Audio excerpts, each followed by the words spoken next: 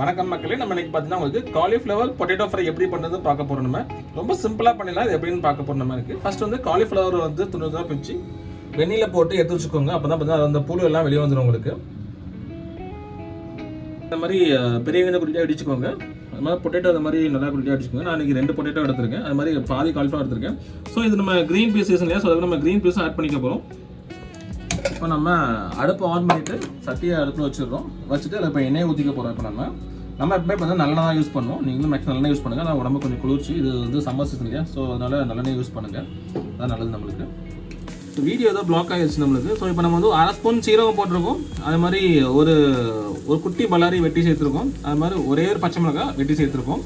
இப்போ இது கூட நம்ம வந்து கொஞ்சோண்டு கருவேப்பிலை சேர்த்துக்க போகிறோம். இது தாளிக்கிறதுக்காக நம்ம நல்லா ஃப்ரை பண்ணிக்கோங்க.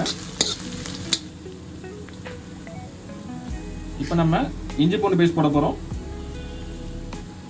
இஞ்சி பூண்டு பேஸ்ட் போட்டுட்டு நல்லா ஒரு கிண்டிக்க போகிறோம். இப்போ நம்ம நல்லா வதங்கிருச்சு. இப்போ நம்ம வெந்நீரில் ஊற வச்சு அந்த காலிஃப்ளவர் நம்ம சேர்த்துக்க போகிறோம். நம்ம நல்லா குட்டி குட்டியாக எடுத்து வச்சுக்கோங்க.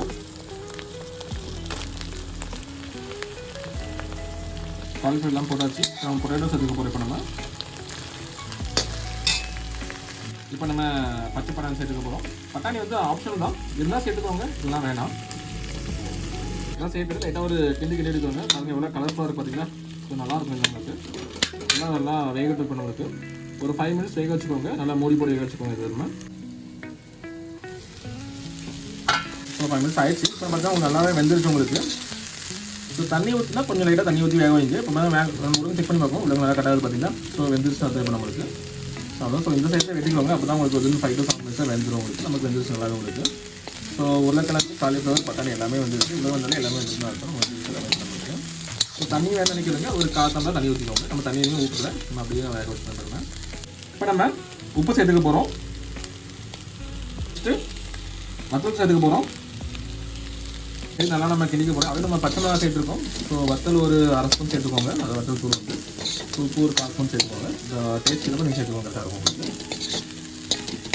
இது நல்லா கலர்ஃபுல் வந்துருக்கோம். ஸோ இன்னொரு 1/2 ஸ்பூன் வந்து நம்ம காஷ்மீரி வத்தல் சேர்த்துக்கோங்க. ஸோ நல்லா கலர்ஃபுல்லாக வரும் உங்களுக்கு. ஸோ அவ்வளோதான் முடிஞ்சிச்சு. ஸோ இப்போ வேணால் நம்ம இப்படி இறக்கிக்கலாம் உங்களுக்கு. ஸோ நான் வந்து உங்களுக்கு லைட்டாக ஒரு சின்னதாக ஒரு கெச்சப் பாக்கெட் ஒரு பாக்கெட் சேர்த்துக்க போகிறேன். ஸோ கொஞ்சம் டேங்கியாக இருக்கும் நம்ம கொஞ்சம் வந்து பார்த்தீங்கன்னா. ஸோ நம்ம கெச்சப் லைட்டாக சேர்த்துக்க போகிறோம். நம்ம லைட்டாக அவ்வளோதான். இது ஆப்ஷனல் தான், வேணால் சேர்த்துக்கோங்க, இல்லை வேணாம் நம்மளுக்கு.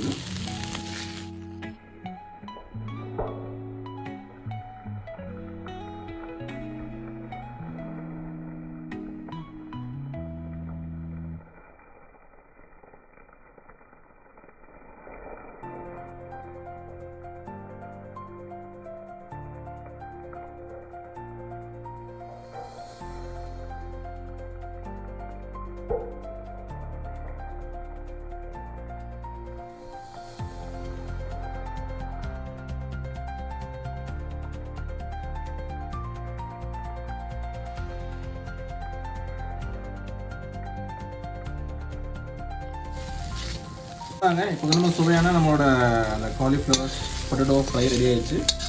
ஸோ இது நம்ம வந்து பருப்பும் சாப்பாடுக்கு, சாம்பார் சாப்பாடுக்கு, இல்லை சப்பாத்தி கூட சேர்த்து சாப்பிடலாம். அவ்வளோ டேஸ்ட்டாக இருக்கும் உங்களுக்கு. ஸோ ட்ரை பண்ணி பாருங்கள், பார்த்துட்டு கமெண்ட் பண்ணுங்கள்.